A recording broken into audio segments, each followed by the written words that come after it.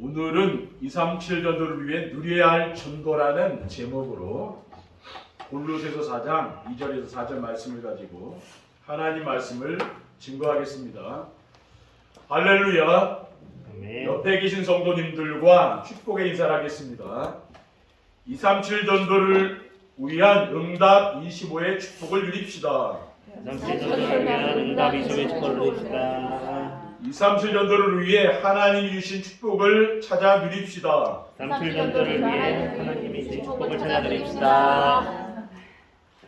237 전도는 전도자의 삶을 지속한 우리 교회에 하나님이 주신 최고의 축복입니다. 아멘. 왜냐하면은 237 전도는 행복한 삶을 살며 행복을 나누어 주는 것이기 때문에 그렇습니다. 어떻게 하면은 행복한 삶을 살며 행복을 나누어 줄 수가 있습니까? 삶의 현장에서 하나님이 함께 하시는 증거가 있으면 됩니다. 그런데 하나님이 2023년도에 237 전도를 위한 응답 25란 언약의 말씀을 주셨습니다. 237 전도를 위한 응답 25가 무엇입니까? 하나님이 우리의 삶 속에서 함께 하시는 증거를 주시겠다는 겁니다.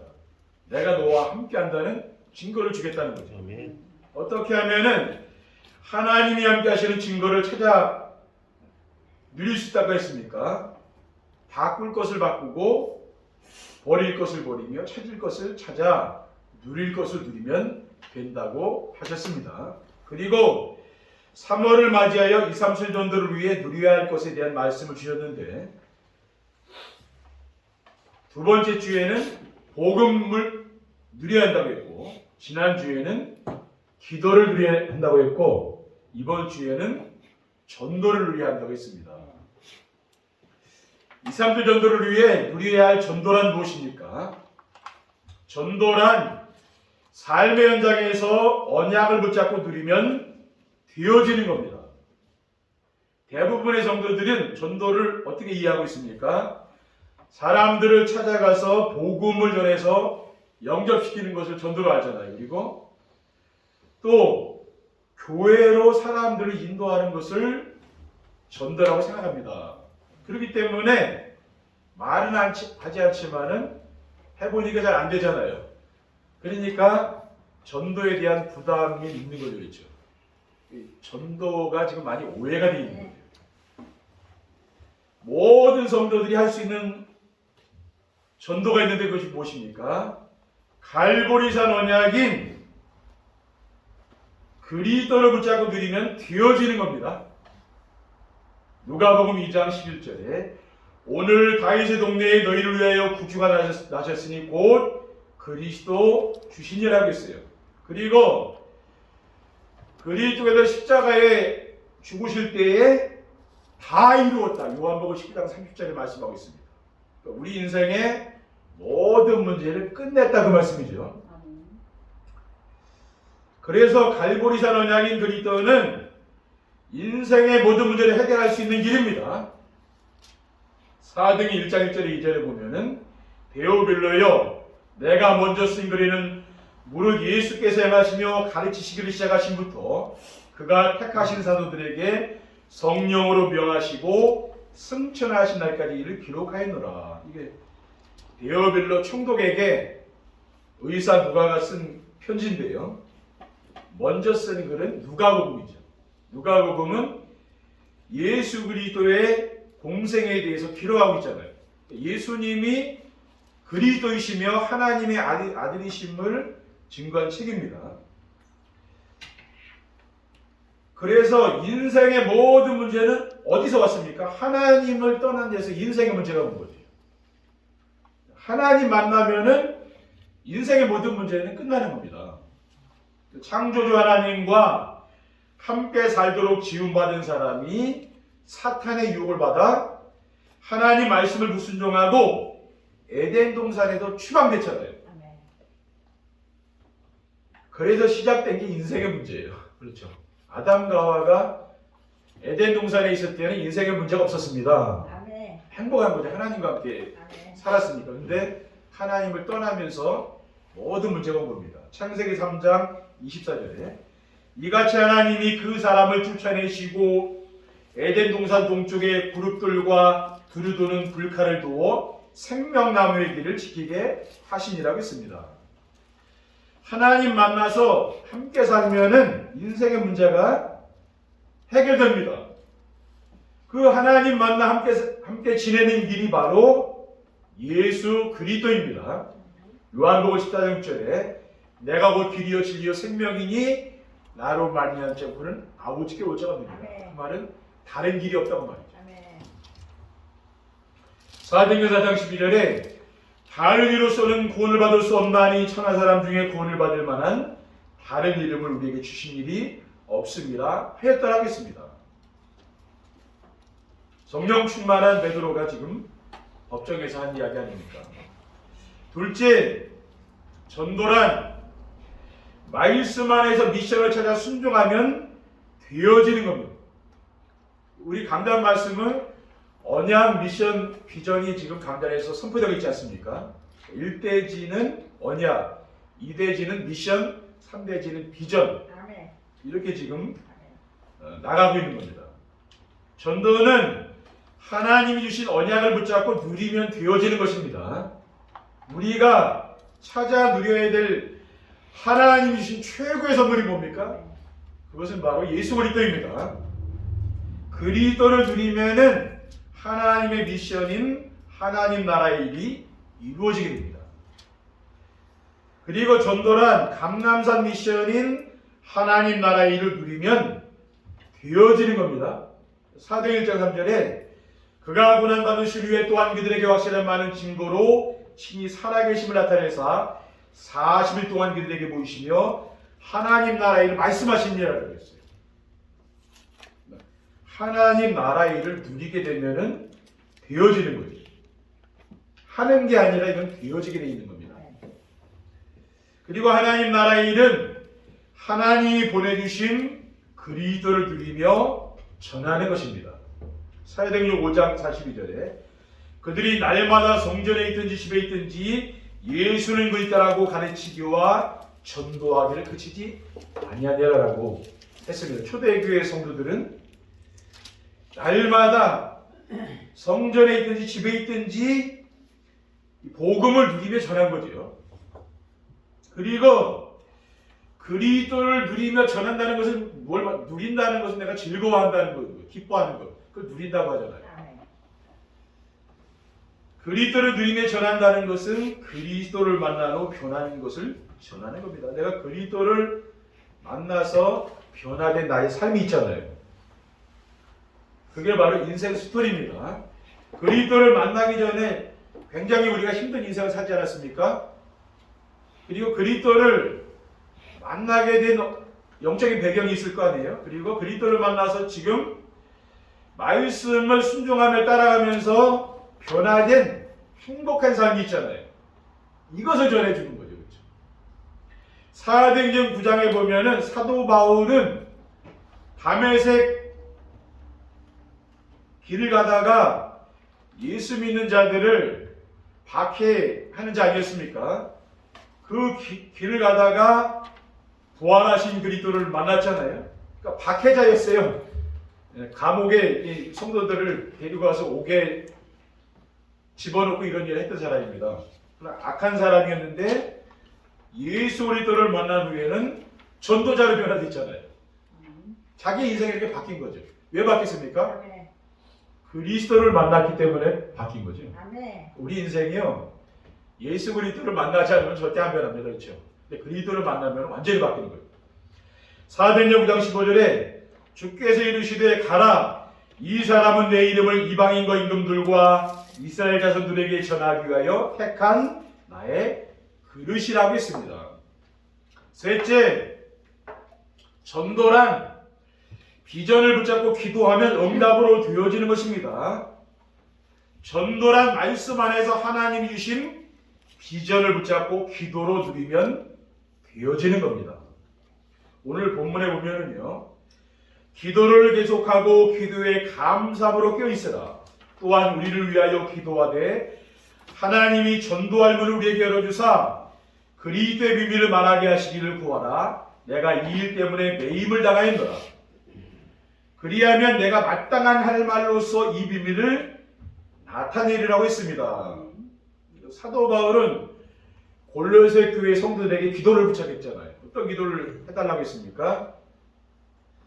전도할 문을 열어달라고 이렇게 기도해달라고 그러잖아요. 그렇죠?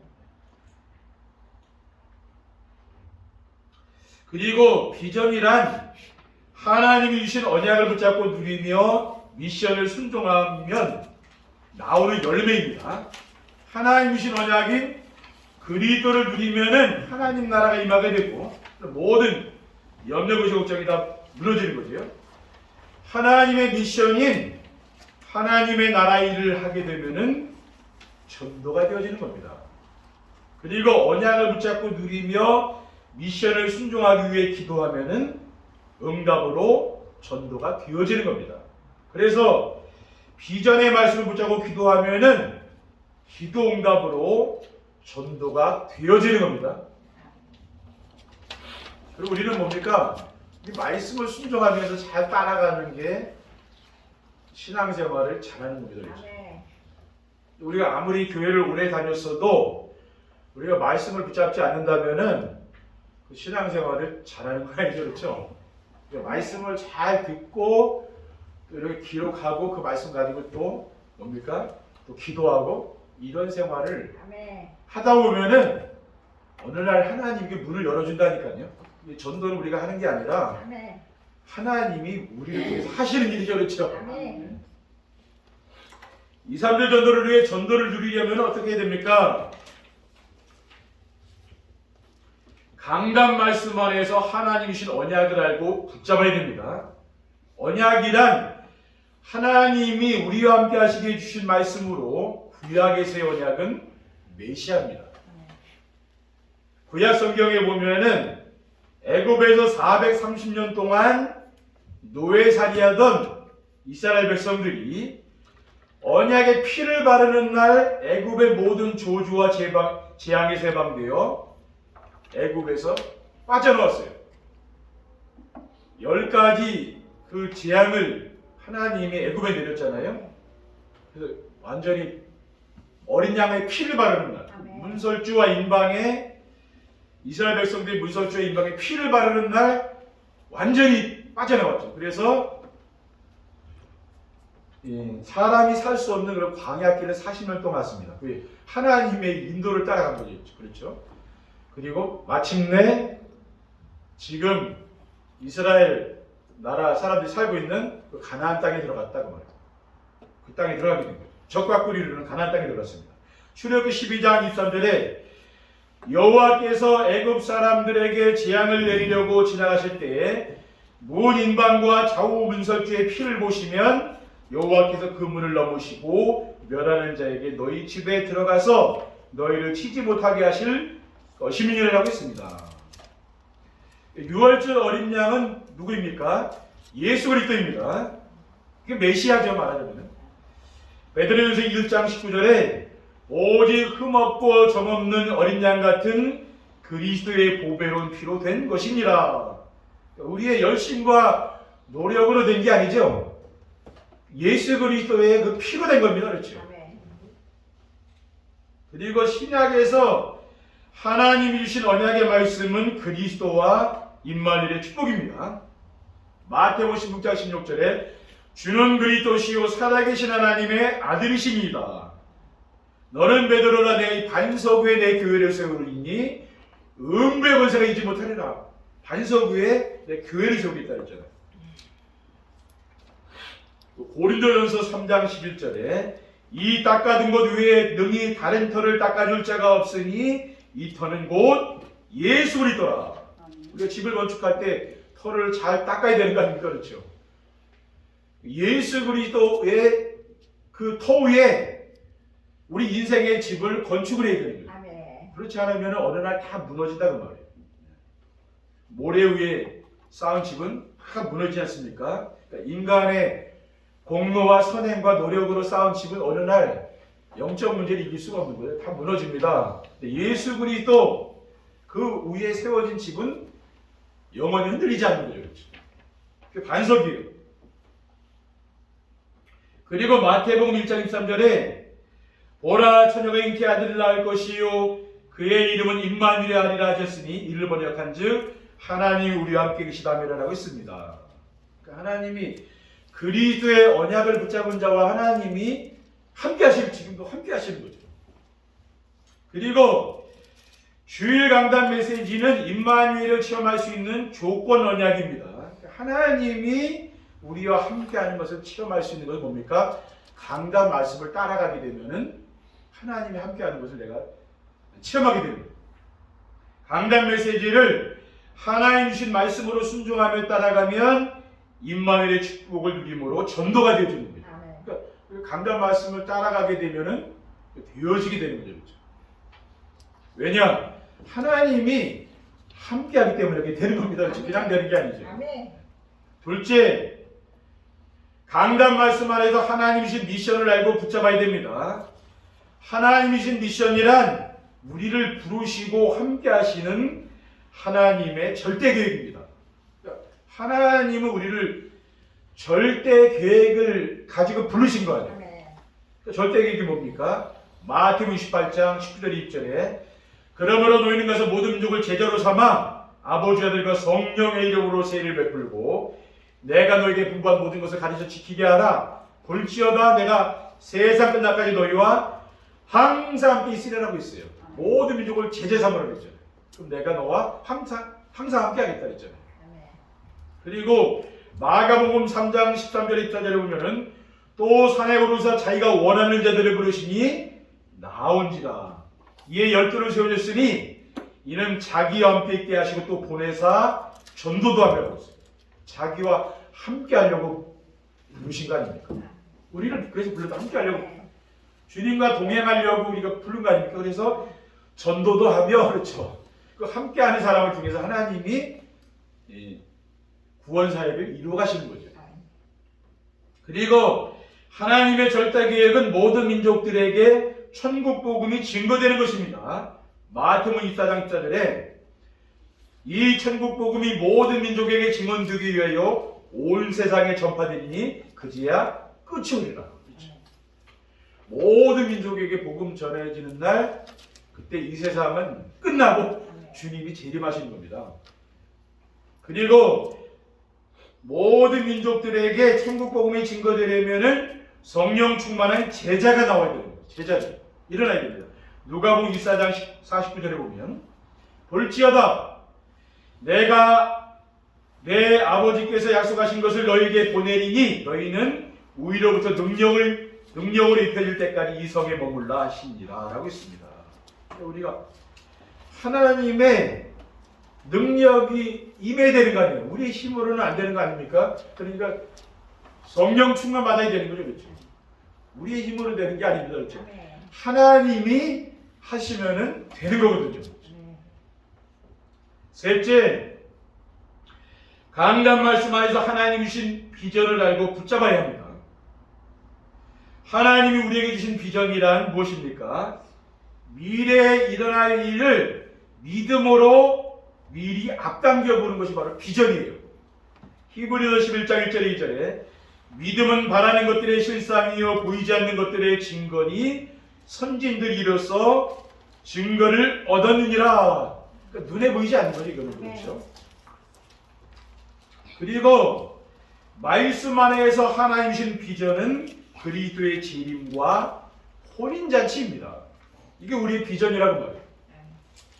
데살로니가전서 4장 16절 17절에 주께서 호령과 천사장의 소리와 하나님의 나팔 소리로 친히 하늘로부터 강림하시리니 그리스도 안에서 죽은 자들이 먼저 일어나고 그 후에 우리 살아남은 자들도 그들과 함께 구름 속으로 끌어올려 공중에서 주를 영접하게 하시리니 그리하여 우리가 항상 주와 함께 있으리라 라고 했습니다. 계시록 19장 7절에서 8절에 우리가 즐거워하고 크게 기뻐하며 그에게 영광을 누리세 어린 양의 혼인기약이 이르렀고 그의 아내가 자신을 준비하였으므로 그에게 빛나고 깨끗한 세마포 옷을 입도록 허락하셨으니 이 세마포 옷은 성도의 옳은 행실이로다 하더라고 있습니다. 그러니까 주님께서 재림하실 때에 교회는 신부 아닙니까? 그렇죠? 우리 성도들은 신부고 예수님은 바로 신랑이죠. 그러니까 우리는 주님을 공중에서 맞이해서 혼인잔치를 하고 영원히 주님과 함께 사는 거죠. 그렇죠? 이것이 성도의 비전입니다. 그렇죠? 우리는 이 비전이 있는 거죠. 그리고 그리스도의 재림과 혼인잔치를 기다리며 하는 전도가 바로 참된 전도입니다. 우리는 왜 전도하느냐? 그것은 교회의 부흥을 위해서 하는 게 아닙니다. 주님께서 이 마지막 때에 재림한다 했잖아요. 그리고 우리도 주님과 함께 이제 영원히 살 거 아닙니까? 그것을 위해서 우리가 우리만 가면은 그렇잖아요. 우리 주변 사람들도 같이 이렇게 해야 될 거 아닙니까? 그렇죠? 그래서 우리가 전도하는 것이지 우리가 교회에 숫자를 채우려고 전도하는 게 아닙니다. 그렇죠? 결론입니다. 2, 3절 전도를 위한 전도를 누리며 살면 어떻게 됩니까? 전도를 누리면은 내가 전도를 생각하면 부담스러운 게 아니죠. 내 마음이 기쁜 거예요. 전도하면 기뻐요. 복음하면 내가 마음이 즐겁잖아요. 또 기도를 하면 내가 즐겁고 전도를 생각하면 내가 기뻐야 되는 거죠. 그러면은 세상의 문화와 유혹에 넘어지지 않습니다.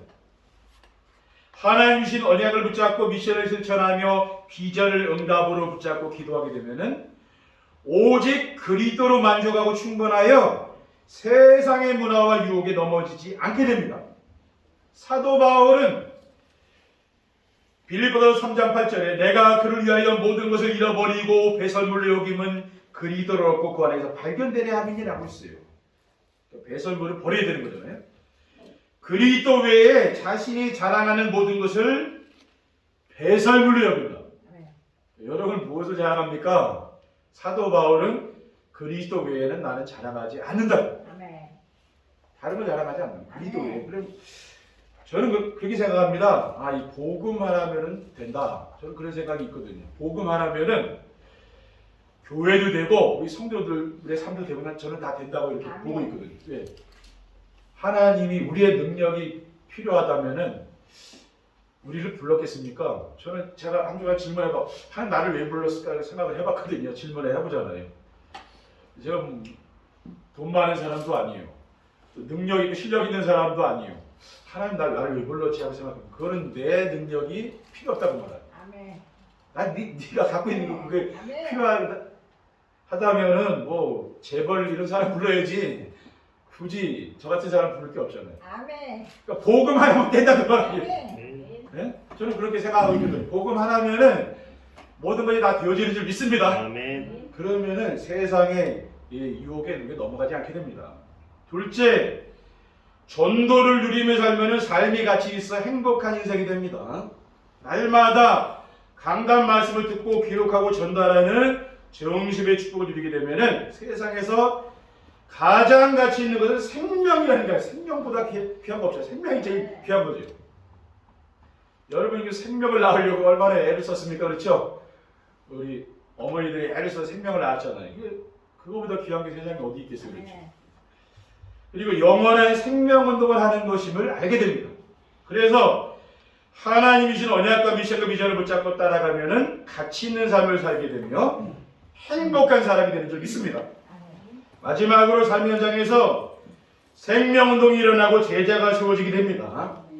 오직 복음을 누리고 기도를 누리며 전도를 누리게 되면은 삶의 현장에서 오직 복음으로 행복하고 행복을 나누어지는 플랫폼이 되는 거죠. 그러면 사람들이 찾아오게 돼. 뭔가 복음을 누리는 사람은 평안하죠. 그렇죠? 가진 건 없는데 평안한 그런 게 있다니까요. 그 사람이 염려 의심 걱정 잘 안 하고 그러니까 뭐가 있는 거 아닙니까? 그렇죠? 사람들이 오는 거죠. 또 교회에서는 뭡니까? 그런 행복한 삶을 사는 성도들을 보면서 부러워하는 사람들이 교회 안에 일어난다는 거예요. 나는 힘든데 저 사람 참 평안하고 뭔가 있네 그런 걸 느끼잖아요. 그러면은 나도 저 사람 같이 되고 싶네 부러워하고 따라오는 거죠. 그 사람이 바로 뭡니까? 제자가. 그러니까 교회 안에서는 제자들이 일어나는 거죠. 우리 모든 성도님들이 이러한 축복을 한 주간 누리시기를 주님의 이름으로 축원드립니다. 기도하겠습니다. 사랑의 하나님 감사합니다. 오늘 우리가 행복한 인생을 살 수 있도록 저희들을 축복해 주시고 인도해 주신 것을 감사를 드립니다. 우리가 오직 복음 누리며 또 기도를 누리며 전도를 누리는 귀중한 삶을 살아갈 수 있도록 축복해 주시옵소서. 주 예수 그리스도의 이름으로 기도드립니다.